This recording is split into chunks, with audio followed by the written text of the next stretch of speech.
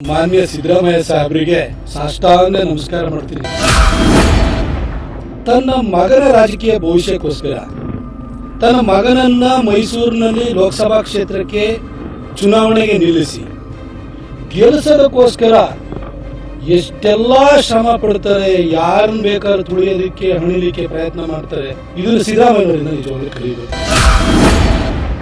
ಮಗನ ಭವಿಷ್ಯಕ್ಕೋಸ್ಕರ ಮಗನ ಲೋಕಸಭಾ ಚುನಾವಣೆ ನಿಲ್ಲಿಸಿ ಗೆಲ್ಸೋದಕ್ಕೋಸ್ಕರ ಅದು ಪ್ರತಾಪ್ ಸಿಂಹ ಅಡ್ಡಿಯಾಗಿದ್ದಾನೆ, ಅವನ ಕುಟುಂಬನೇ ಮುಗಿಸೋಣ ಅಂತ ಹೇಳ್ಬಿಟ್ಟು ಇಷ್ಟು ಹೋರಾಟ ಮಾಡ್ತಿರಲ್ಲ ಸರ್ ಮಗನ ಭವಿಷ್ಯಕ್ಕೋಸ್ಕರ. ಇಂಥ ತಂದೆ ಎಲ್ಲರಿಗೂ ಸಿಗ ಹಿಂದುಳಿದ ಜಾತಿ ಜನಾಂಗಕ್ಕೆ ಸೇರಿದಂತಹ ಮಹಿಳೆಯನ್ನ ಬೆತ್ತಲು ಮಾಡಿ ಮೆರವಣಿಗೆ ಮಾಡ್ತಾರೆ. ಇಡೀ ಮೀಡಿಯಾ ಅಟೆನ್ಷನ್ ಡೈವರ್ಟ್ ಮಾಡಬೇಕು, ಪ್ರತಾಪ್ ಸಿಂಹ ಮೇಲೆ ತನಿಖೆ ಆಗಬೇಕು ಅಂತ ನೀವು, ನಿಮ್ಮ ಉಪಮುಖ್ಯಮಂತ್ರಿ, ನಿಮ್ಮ ಮಂತ್ರಿವರೆಲ್ಲ ಪಾರ್ಲಿಮೆಂಟಿನ ಪಾಸ್ ಇಟ್ಕೊಂಡು ಮಾತಾಡ್ತಾರೆ. 6.5 ಕೋಟಿ ರೂಪಾಯಿ ಚೆಕ್ ಬೌನ್ಸ್ ಮಾಡಿದ್ದು ನಿಮ್ಮ ಸಂಪುಟದಲ್ಲಿ ಸಚಿವರಾಗಿರುವಂತ ಮಧು ಬಂಗಾರಪ್ಪ. 6 ತಿಂಗಳು ಜೈಲು ಸಜೆಗೆ ಒಳಗಾಗಿರೋದು ಮಧು ಬಂಗಾರಪ್ಪನವರು. ಆದ್ರೆ ಪ್ರತಾಪ್ ಸಿಂಹನ ತಮ್ಮ ಅರೆಸ್ಟ್ ಚೇಸ್ ಮಾಡಿ ಸಿನಿಮಾ ಸ್ಟೈಲ್ ಅಲ್ಲಿ ಹಿಡಿದುಬಿಟ್ಟಿದ್ದಾರೆ. ಮನೆಯಲ್ಲಿ ನಮ್ಮ ವಯೋವೃದ್ಧ ತಾಯಿ ಇದ್ದಾಳೆ ಸರ್, ಅವಳನ್ನೂ ಅರೆಸ್ಟ್ ಮಾಡ್ಬಿಡಿ ಸರ್, ಪರವಾಗಿಲ್ಲ. ನನ್ನ ತಂಗಿ ಇದ್ದಾಳೆ, ಅವಳನ್ನೂ ಅರೆಸ್ಟ್ ಮಾಡಿ. ನಮ್ಮ ಕುಟುಂಬನ ಮುಗಿಸ್ಬೇಕು ಅಂತ ಹೊರಟಿದ್ರಿ, ಆಯ್ತು ಬಿಡಿ, ನಿಮ್ಮ ಕುಟುಂಬ ರಾಜಕಾರಣನೇ ಮುಂದುವರಿ. ನಿಮ್ಮ ಮಗನ ಭವಿಷ್ಯಕ್ಕೋಸ್ಕರ ಎಲ್ಲರೂ ಮುಗಿಸ್ಬಿಡಿ ಸರ್.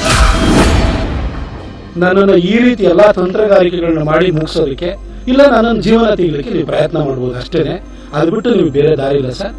ಆದಿಲ್ಲ ಸರ್, ನೀವು ಒಳ್ಳೇದಾಗಲಿ. ಅದು ನಾನು ಜಗ್ಗೋ ನಾನು ಮಾನ್ಯ ಸಿದ್ದರಾಮಯ್ಯ ಸಾಹೇಬರಿಗೆ ಸಾಷ್ಟಾಂಗ ನಮಸ್ಕಾರ ಮಾಡ್ತೀನಿ.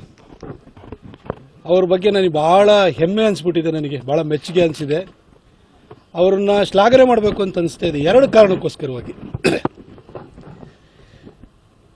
ತನ್ನ ಮಗನ ರಾಜಕೀಯ ಭವಿಷ್ಯಕ್ಕೋಸ್ಕರ ತನ್ನ ಮಗನನ್ನ ಮೈಸೂರಿನಲ್ಲಿ ಲೋಕಸಭಾ ಕ್ಷೇತ್ರಕ್ಕೆ ಚುನಾವಣೆಗೆ ನಿಲ್ಲಿಸಿ ಗೆಲ್ಲಿಸೋದಕ್ಕೋಸ್ಕರ ಎಷ್ಟೆಲ್ಲಾ ಶ್ರಮ ಪಡ್ತಾರೆ, ಯಾರನ್ನ ಬೇಕಾದ್ರೂ ತುಳಿಯೋದಕ್ಕೆ ಹಣಿಲಿಕ್ಕೆ ಪ್ರಯತ್ನ ಮಾಡ್ತಾರೆ. ಇದನ್ನು ಸಿದ್ದರಾಮಯ್ಯವರಿಂದ ನಿಜವಾಗ್ಲೂ ಕಲಿಬೇಕು. ನಿಮ್ಮಂಥ ತಂದೆ ಎಲ್ರಿಗೂ ಸಿಗಲ್ಲ ಸರ್. ನೀವೊಂದು ಬ್ರಿಲಿಯಂಟ್ ಫಾದರ್ ಸರ್. ನೀವು ನಿಜವಾಗ್ಲೂ ನಿಮ್ಮನ್ನು ಮೆಚ್ಚಿದ್ದೀನಿ. ನಿಮಗೆ ಸಾಷ್ಟಾಂಗ ನಮಸ್ಕಾರಗಳು. ನಿಮ್ಮಂಥ ತಂದೆ ಎಲ್ಲ ಮಕ್ಕಳಿಗೂ ಸಿಗಲ್ಲ ಸರ್. ಮಗನ ಭವಿಷ್ಯಕ್ಕೋಸ್ಕರ ಮಗನನ್ನು ಲೋಕಸಭಾ ಚುನಾವಣೆಯಲ್ಲಿ ನಿಲ್ಲಿಸಿ ಗೆಲ್ಸೋದಕ್ಕೋಸ್ಕರ ಅದು ಪ್ರತಾಪ್ ಸಿಂಹ ಅಡ್ಡಿಯಾಗಿದ್ದಾನೆ, ಅವನ ಕುಟುಂಬನೇ ಮುಗಿಸೋಣ ಅಂತ ಹೇಳ್ಬಿಟ್ಟು ಇಷ್ಟು ಹೋರಾಟ ಮಾಡ್ತಿರಲ್ಲ ಸರ್ ಮಗನ ಭವಿಷ್ಯಕ್ಕೋಸ್ಕರ. ಇಂಥ ತಂದೆ ಎಲ್ಲರಿಗೂ ಸಿಗಲ್ಲ ಸರ್. 2ನೇ ಕಾರಣಕ್ಕೆ ನಿಮ್ಮನ್ನು ನಾನು ಶ್ಲಾಘನೆ ಮಾಡೋದು ಯಾಕೆಂದರೆ you are a brilliant politician. ಬೆಳಗಾಮಲ್ಲಿ ಒಬ್ಬ ಹಿಂದುಳಿದ ಜಾತಿ ಜನಾಂಗಕ್ಕೆ ಸೇರಿದಂತಹ ಮಹಿಳೆಯನ್ನ ಬೆತ್ತಲು ಮಾಡಿ ಮೆರವಣಿಗೆ ಮಾಡ್ತಾರೆ. ಅದ್ರ ಬಗ್ಗೆ ನೀವು ಮಾತಾಡಲ್ಲ. ಇಡೀ ಮೀಡಿಯಾ ಅಟೆನ್ಷನ್ ಡೈವರ್ಟ್ ಮಾಡಬೇಕು, ಪ್ರತಾಪ್ ಸಿಂಹನ ಮೇಲೆ ತನಿಖೆ ಆಗಬೇಕು ಅಂತ ನೀವು, ನಿಮ್ಮ ಉಪಮುಖ್ಯಮಂತ್ರಿ, ನಿಮ್ಮ ಮಂತ್ರಿವರೆಲ್ಲ ಪಾರ್ಲಿಮೆಂಟಿನ ಪಾಸ್ ಇಟ್ಕೊಂಡು ಮಾತಾಡ್ತೀರಿ. 40 ವರ್ಷದ ರಾಜಕೀಯ ಅನುಭವ ಇದೆ. ಯಾವ ಒಂದು ಪರ್ಟಿಕ್ಯುಲರ್ ಹೌಸ್ದು ಮೆಂಬರ್ ಅಲ್ಲದೆ ಇದ್ದವನ ಹೆಸರನ್ನೇ ಹೇಳೋಂಗಿಲ್ಲ. ನನ್ನ ಹೆಸರು ಹೇಳಿದು ನನ್ನ ಮೇಲೆ ತನಿಖೆ ಆಗಬೇಕು ಅಂತ ಹೇಳ್ತೀರಿ. ಇಲ್ಲಿ ನಿಮ್ಮ ಮಗ ಸುಪುತ್ರ ಮಿನಿಟ್ ಕೊಡೋದನ್ನ ಬಿಟ್ಬಿಟ್ಟು ಮಧ್ಯದಲ್ಲೇ ನನ್ನ ಬಗ್ಗೆ ಪ್ರತಾಪ್ ಸಿಂಹ ವಿರುದ್ಧ ತನಿಖೆ ಆಗಬೇಕು ಅಂತ ಹೇಳ್ತಾರೆ. ಸರ್, ನಿನ್ನೆ ಘಟನೆನೇ ತಗೊಳ್ಳಿ ಸರ್. 6.5 ಕೋಟಿ ರೂಪಾಯಿ ಚೆಕ್ ಬೌನ್ಸ್ ಮಾಡಿದ್ದು ನಿಮ್ಮ ಸಂಪುಟದಲ್ಲಿ ಸಚಿವರಾಗಿರುವಂತ ಮಧು ಬಂಗಾರಪ್ಪನವರು. 6 ತಿಂಗಳು ಜೈಲು ಸಜೆಗೆ ಒಳಗಾಗಿರೋದು ಮಧು ಬಂಗಾರಪ್ಪನವರು. ಆದರೆ ಪ್ರತಾಪ್ ಸಿಂಹನ ತಮ್ಮ ಅರೆಸ್ಟ್ ಚೇಸ್ ಮಾಡಿ ಸಿನಿಮಾ ಸ್ಟೈಲ್ನಲ್ಲಿ ಹಿಡಿದುಬಿಟ್ಟಿದ್ದಾರೆ. ಸುದ್ದಿ ಇದು ಬರುತ್ತೆ ಸರ್. ನಿಜವಾಗ್ಲೂ ನೀವೊಂದು ಬ್ರಿಲಿಯಂಟ್ ಪಾಲಿಟಿಷಿಯನ್ನು. ನಾನು ನಿಮ್ಮನ್ನು ಇಷ್ಟೇ ಕೇಳೋದು ಸರ್. 16ನೇ ತಾರೀಕು ಈ ತಿಂಗಳ 16ನೇ ತಾರೀಕು ಬೇಲೂರು ಹತ್ರ, ಬೇಲೂರು ತಾಲೂಕಿಗೆ ಸೇರಿದಂಥ ಯಾವ್ದೋ ಜಮೀನಲ್ಲಿ, ಜಯಮ್ಮನ್ ಅವ್ರ ಜಮೀನಲ್ಲಿ ಮರವನ್ನು ಕಡಿದಿದ್ದಾರೆ ಅಂತ ಹೇಳಿ FIR ಆಗುತ್ತೆ. ಅದರಲ್ಲಿ ರಾಕೇಶ್ ಶೆಟ್ಟಿ ಮತ್ತು ಜಯಮ್ಮ ಅನ್ನೋರ ಮೇಲೆ FIR ಆಗುತ್ತೆ. ಅಬ್ಸ್ಕ್ಯಾಂಡ್ ಆಗ್ತಾರೆ. ಇನ್ನೊಬ್ಬ ರವಿ ಅನ್ನೋನು ಮರಕ್ಕೆ ತಗೊಂಡೋಗಿದ್ದಾನೆ ಅಂತೇಳಿ ಅವನು ಅಬ್ಸ್ಕ್ಯಾಂಡ್ ಆಗ್ತಾನೆ. ಇವತ್ತವರೆಗೂ ನೀವು ಹಿಡಿಯೋಕ್ಕಾಗಿಲ್ಲ ಅವನು.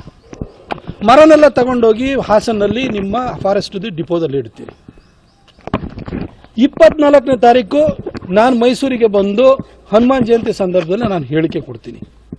ಇದಾಗಿ 2 ಗಂಟೆಯಲ್ಲಿ ನಿಮ್ಮ ಕಾಂಗ್ರೆಸ್ ಸೋಷಿಯಲ್ ಮೀಡಿಯಾದಲ್ಲಿ, ಫೇಸ್ಬುಕ್ನಲ್ಲಿ ಪ್ರತಾಪ್ ಸಿಂಹನ ತಮ್ಮ ಮರಗಳ್ಳತನ ಮಾಡಿದ್ದಾನೆ ಅಂತ ನೀವು ಪೋಸ್ಟ್ ಹಾಕ್ತೀರಿ. ಯಾರಿಗೂ ಗೊತ್ತಿಲ್ಲ. ನಿಮ್ಮ ಕಾಂಗ್ರೆಸ್ದು ಸೋಷಿಯಲ್ ಮೀಡಿಯಾದಲ್ಲಿ ಪೋಸ್ಟ್ ಬರುತ್ತೆ. FIR ಇರೋದು ಜಯಮನ್ ಮೇಲೆ, ರಾಕೇಶ್ ಶೆಟ್ಟಿ ಮೇಲೆ, ಇನ್ನೊಬ್ಬ ರವಿ ಅಂತ ಇನ್ನು ಅವನು ಅಬ್ಸ್ಕ್ಯಾಂಡ್ ಆಗಿರೋನು.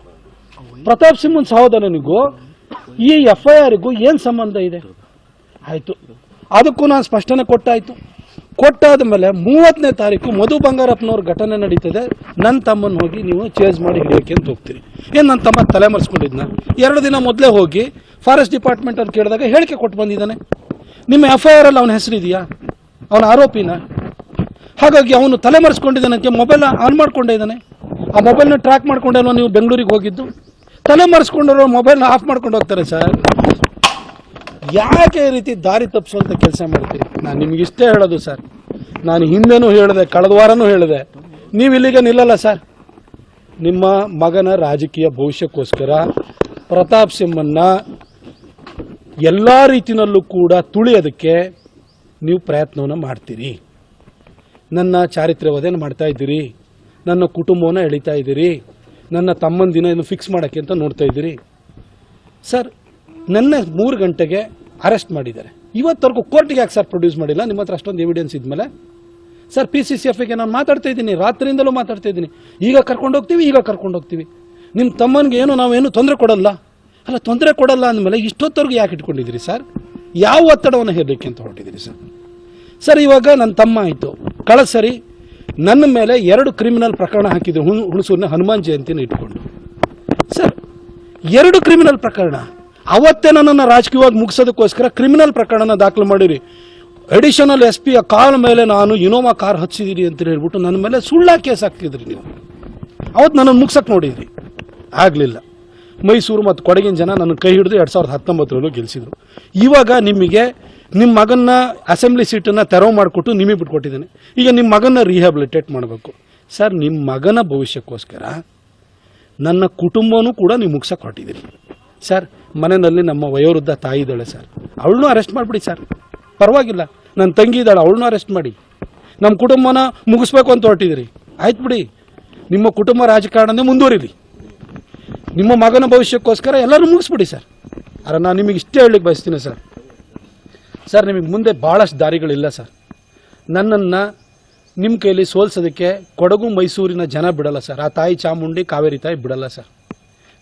ನೀವು ನನ್ನನ್ನು ಈ ರೀತಿ ಎಲ್ಲ ತಂತ್ರಗಾರಿಕೆಗಳನ್ನ ಮಾಡಿ ಮುಗಿಸೋದಕ್ಕೆ, ಇಲ್ಲ ನನ್ನನ್ನು ಜೀವನ ತೆಗಿಲಿಕ್ಕೆ ನೀವು ಪ್ರಯತ್ನ ಮಾಡ್ಬೋದು ಅಷ್ಟೇ. ಅದು ಬಿಟ್ಟು ನಿಮಗೆ ಬೇರೆ ದಾರಿ ಇಲ್ಲ sir. All the best sir, ನಿಮಗೆ ಒಳ್ಳೇದಾಗಲಿ. ಆದರೆ ನಾನು ಜಗ್ಗೋ ಮಗ ಅಲ್ಲ ಸರ್. TV12 ಕನ್ನಡ, ಇದು ಕನ್ನಡಿಗರ ಧ್ವನಿ.